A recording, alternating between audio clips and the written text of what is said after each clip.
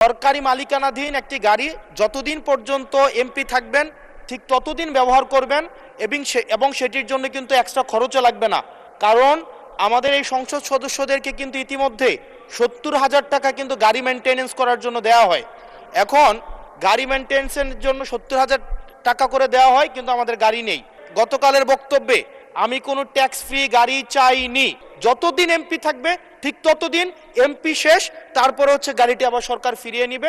সেটির জন্য আজকে এখানে দাঁড়ানো মাননীয় স্পিকার। জাতীয় সংসদ গঠিত হওয়ার পর সরকারি দল এবং বিরোধী দল প্রত্যেকেই একটা কমিটমেন্ট দিয়েছে, বহুদিনের প্রচলিত যে ট্যাক্স ফ্রি গাড়ি এবং প্লট আমরা নিব না, এই বিষয়ে আমরা সিদ্ধান্ত নিয়েছি।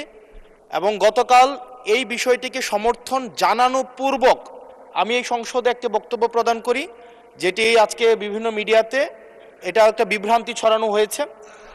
আমি আমার জায়গা থেকে যেই ট্যাক্স ফ্রি গাড়ি আমরা নিব না এবং প্লট এই সুবিধাটি যেটা আমরা নিব না, এই সিদ্ধান্ত সমর্থনপূর্বক আমি জানিয়েছি জেলা পরিষদের চেয়ারম্যান, উপজেলা পরিষদের চেয়ারম্যান, পৌর মেয়র, ডিসি, ইউনো, এসিল্যান্ড সহ অন্যান্য সরকারি অফিসার সরকারি কার্য পরিচালনা করার জন্য যেভাবে সরকারি একটি গাড়ি পেয়ে থাকে, ঠিক একই প্রক্রিয়ায় আমাদের যারা সংসদ সদস্য আছে তাদেরকে ঠিক একই প্রক্রিয়া একটি গাড়ি ব্যবহার করা দেয়া যায় কিনা সেটি আমি এই সংসদে আমি জানিয়েছিলাম।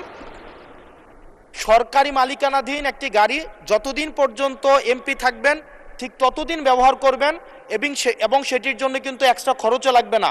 কারণ আমাদের এই সংসদ সদস্যদেরকে কিন্তু ইতিমধ্যে ৭০,০০০ টাকা কিন্তু গাড়ি মেনটেনেন্স করার জন্য দেওয়া হয়।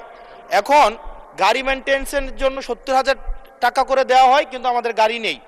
এখন আমার যে বক্তব্যটা সেটি গতকালের বক্তব্যে আমি কোনো ট্যাক্স ফ্রি গাড়ি চাইনি। লিলি আল্ট্রাসফট সিরাম জেল, যা গভীর থেকে স্কিনে দেয় ৩ গুণ সিরাম হাইড্রেশন। সিরাম জেল হাইড্রেশনে ব্রাইট থাকো সব সিজনে।